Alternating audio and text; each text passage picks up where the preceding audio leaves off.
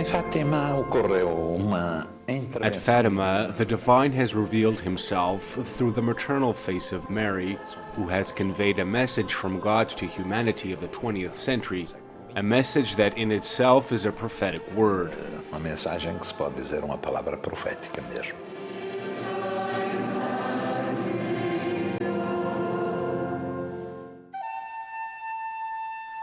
It is May 13th, 1917, and the principal protagonists are three children: Lucia de Jesus, who later enters religious life at the Carmel of St. Teresa in Coimbra, and Francesco and Jacinta Marto. Three young shepherds are grazing their flock in Cova de Iria, now part of the Diocese of Leiria Fatima.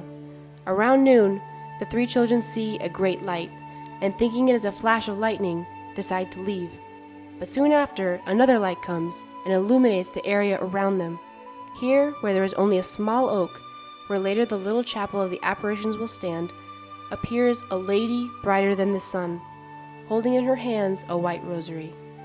The lady told the three shepherd children that they must pray much and asked them to return to the Cova de Iria for 6 consecutive months, at the same time on the 13th of each month.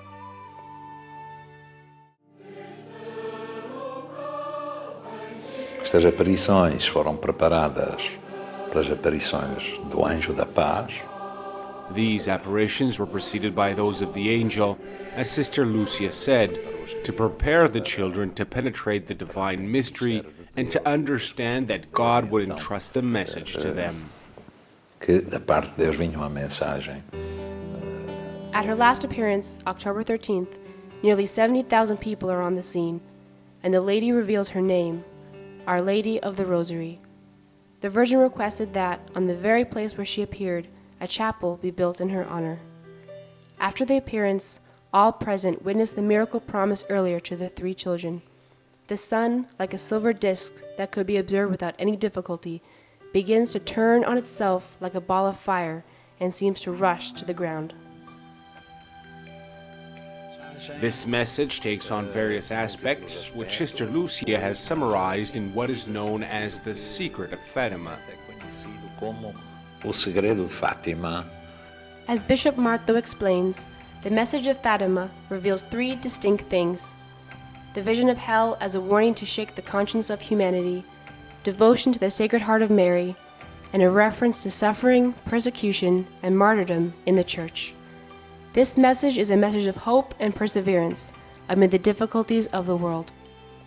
According to the official document of the Congregation for the Doctrine of the Faith, Sister Lucia was aware that the purpose of all these apparitions was to grow in faith, hope, and charity, and that all the rest was not what mattered.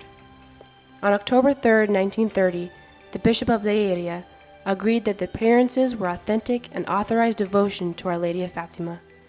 However, the early construction of the small chapel of the apparitions dates back to April 28, 1919. The shrine now attracts also followers of other religions. In the Islamic world, for example, Fatima is the daughter of the Prophet Muhammad. He said to her, "You are the noblest woman of paradise after Mary." According to some interpretations, Mary chose to be known as Our Lady of Fatima to give hope to the Muslim people who, over the centuries, had occupied parts of Portugal.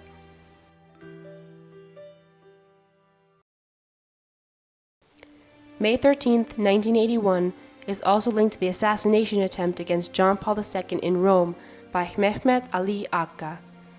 Later, the Pope had the bullet that struck him placed in the crown of the statue of the Virgin as a gesture of thanksgiving for having saved his life. The beatification of the 2 seers of Fatima, Francesco and Jacinta Marto, took place in Fatima on May 13, 2000. Pope Benedict XVI has given his approval to anticipate the opening of the canonical process for the beatification of Lucia de Jesus, who took the name Sister Maria Lucia of the Immaculate Heart.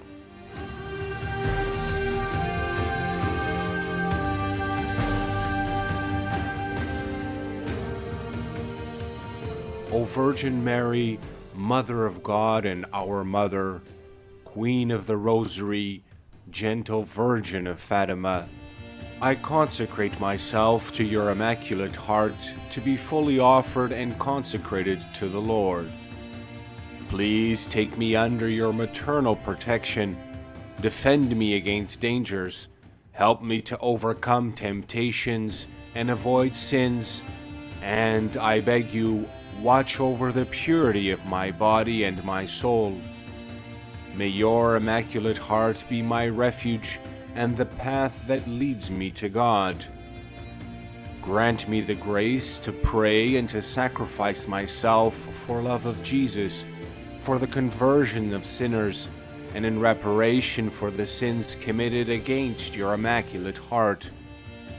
Entrusting myself to you and united to the heart of your divine Son, I want to live for the Holy Trinity, whom I believe, adore, hope, and love. Amen.